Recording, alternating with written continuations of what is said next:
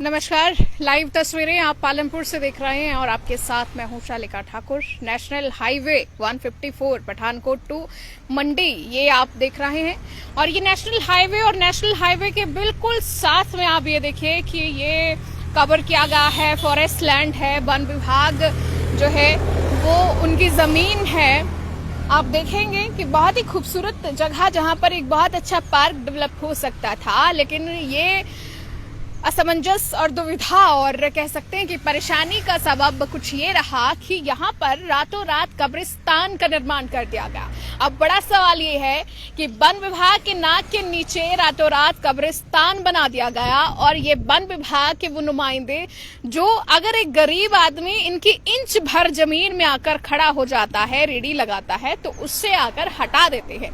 लेकिन इनसे ये कब्रिस्तान जो यहाँ से तो आप यहाँ पर मुझे लगता है कि 3 से 4 कब्रिस्तान हम यहाँ पर देख सकते हैं, लेकिन बैक साइड यहाँ पर फिलहाल इसे कवर अप कर दिया गया है, बंद कर दिया गया है, उस तरफ हम जा नहीं पाएंगे।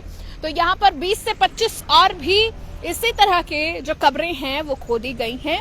कब ये हुआ, कैसे ये हुआ, इसका किसी को कोई पता नहीं है। लेकिन जैसे ही स्थानीयों की नजर इस पर गई, मीडिया के बीच चर्चा का ये विषय बना, तो उसके बाद हर कोई हरकत पे आया। आप देख रहे होंगे कि कुछ जो कब्रें यहाँ पर हैं वो तोड़ी भी गई हैं। तो आपको बता दें कि बजरंग दल द्वारा ये कब्रें तोड़ी गई हैं। मुद्दा ये अपने आप में एक बहुत ही संवेदनशील मुद्दा है। यहाँ पर बात किसी धर्म विशेष के विरुद्ध नहीं की जा रही है। बात यहाँ पर ये है कि वो वन विभाग जो अपने आप को बहुत ही एक्टिव दिखाता है और कहता है कि वन विभाग की जमीन पर कोई भी अवैध कब्जा नहीं कर सकता, तो फिर रातों रात यहाँ पर एक अवैध कब्रिस्तान का निर्माण कैसे होता है, किसकी शय में होता है। चंबा का मनोहर हत्याकांड आपको याद तो होगा ही, आप भूलेंगे भी कैसे, क्योंकि अभी अभी एक बर्बरता के साथ चंबा के रहने वाले मनोहर की हत्या कर दी गई और इस तरह हत्या की कि उसके बाद पूरे हिमाचल प्रदेश ही नहीं पूरे भारतवर्ष में ये खबर चिंगारी की तरह दहकी और हिंदुत्व और हिंदुओं की एकजुटता का प्रमाण बनकर भी सामने आई है। लेकिन यहाँ पर किसी भी धर्म विशेष की बात करते हुए, किसी भी धर्म के विरुद्ध बात करते हुए, बात सिर्फ इतनी सी है कि आखिर ये सब किसकी शय में हो रहा है।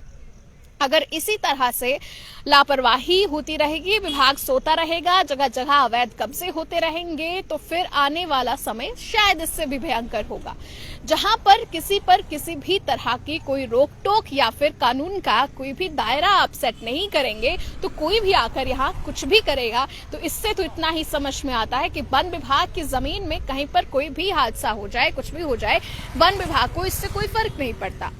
जैसे ही ये पूरा मामला सुर्खियों में आया तो पालमपुर के कुछ बुद्धिजीवियों द्वारा ज्ञापन भी पालमपुर एसडीएम कार्यालय में सौंपा गया है, जिसमें उन्होंने वन विभाग कार्यालय में सौंपा गया है और एसडीएम ऑफिस, वन विभाग कार्यालय दोनों जगह सौंपा गया है। हालांकि वन मंडल अधिकारी उन्हें नहीं मिले, वो किसी मीटिंग में गए थे। लेकिन बड़ा सवाल यही खड़ा होता है कि अब तो वन विभाग जब पूरा पालमपुर एक स्वर में बोलने लगा, तब तो वन विभाग एक्टिव हो गया। उन्होंने यहाँ पर बाड़बंदी कर दी, यहाँ पर कोई आ जा न सके, इस तरह का प्रावधान कर दिया। लेकिन 1-2 तो समझ में आता है, 20 से 25 कब्रें यहाँ पर रातों रात कैसे खुद गई और किसने खोदी। तो रात के अंधेरे में यहाँ पर अवैध कब्जा होता रहा और वन विभाग सोता रहा। हमें तो इतना ही इस बात से समझ में आ रहा है।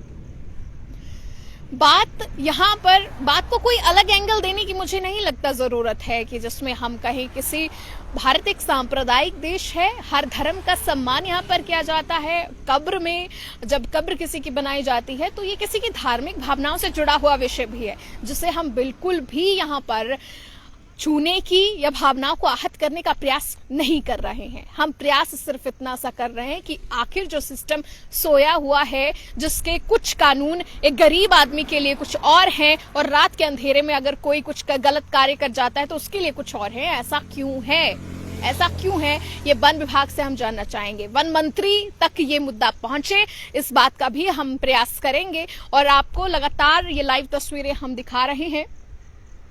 और ये एक बार फिर से मैं आपको दिखा दूं कि विला कैमिला यहाँ पर होटल है, उसके बिल्कुल साथ यहाँ पर अगर आप पालमपुर की तरफ से आ रहे हैं तो राइट हैंड साइड को, अगर आप कांगड़ा की तरफ से आ रहे हैं तो लेफ्ट हैंड साइड को आप ये पूरा वाक्य देख सकते हैं। अब फैसला आपको भी करना है, क्योंकि आपसे जुड़ा हुआ ये मामला है।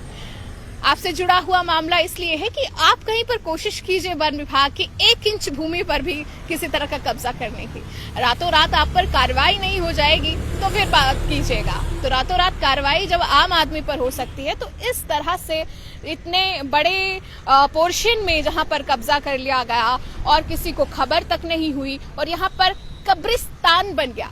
अब मुझे एक बात ये भी बताइए, और ये वन विभाग के मंडल अधिकारी, वन मंडल अधिकारी बताएं कि क्या यहाँ पर सड़क के बिल्कुल साथ बच्चों के लिए एक अच्छे पार्क की व्यवस्था नहीं हो सकती थी? क्या यहाँ पर यहाँ के जो बाशिंदे हैं उनके लिए टहलने के लिए एक अच्छा पार्क बनकर तैयार नहीं हो सकता था? लेकिन आपने उस दिशा में सोचा ही नहीं। और जब इस मुद्दे को तूल मिली, बजरंग दल जैसे कुछ संगठन यहाँ पर पहुंचे, तो उसके बाद आप होश में आए हैं। आपको ये बात कबूलनी होगी। लाइव टाइम्स टीवी पर ये विशेष लाइव रिपोर्ट आप देख रहे हैं और इस तरह के कारनामे बिल्कुल भी बर्दाश्त नहीं किए जाएंगे। बहुत बहुत शुक्रिया आप सभी का, आप जुड़े इस विशेष रिपोर्ट में हमारे साथ। और मैं एक बार फिर से बता दूं कि 3 से 4-5 कब्रें जो आपको दिखाई दे रही हैं, ये महज एक बाहरी आउटलुक है। अंदर की तरफ इससे भी ज्यादा संख्या में, तादाद में कब्रें खोदी गई हैं और इससे कोई बहुत ज्यादा समय नहीं हुआ है। ये रातों रात यहाँ पर काम किया गया है और इस पर विभाग को कड़ा संज्ञान लेने की आवश्यकता है। अब असमंजस तो ये भी है कि इन कब्रों के अंदर शव दबाए भी गए हैं या नहीं, क्योंकि जितनी जल्दी में ये सब हुआ है, मटेरियल जो जानकारी हमें मिली कि जो सीमेंट का मटेरियल है, बजरी है, रेता है, वो भी अंदर पड़ा हुआ था।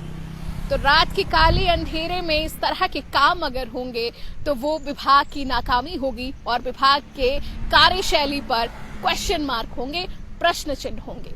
बहुत बहुत शुक्रिया आप सभी का, आप जुड़े इस खास रिपोर्ट में हमारे साथ। संवाददाता शालिका ठाकुर के साथ वीडियो जर्नलिस्ट मेरा अंकल, लाइव टाइम्स टीवी।